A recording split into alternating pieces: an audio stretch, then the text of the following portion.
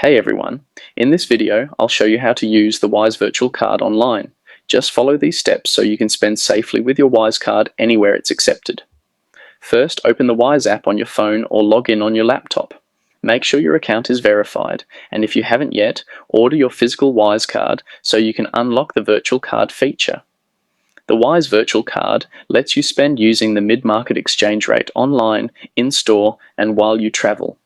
It only exists inside your Wise account, which means you don't need to carry your physical wallet, and your card is less likely to be compromised. You can also freeze the card after each purchase for extra security. Inside the app, slide through your cards until you see the purple digital card. Tap Get a Digital Card.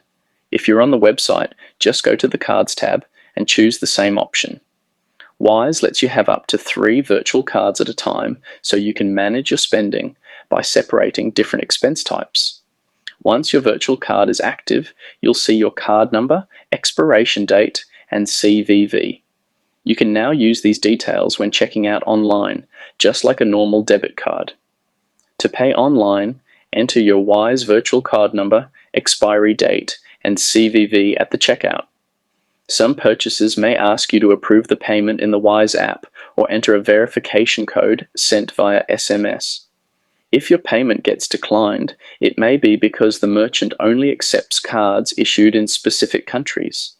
You can also add your Wise card to Apple Pay, Google Pay, or other digital wallets to make fast, contactless payments anywhere in the world. Currency conversions are low fee, and you'll always get the mid-market exchange rate. And that's it. Once you follow these steps, you can easily use your Wise Virtual Card for online purchases anytime.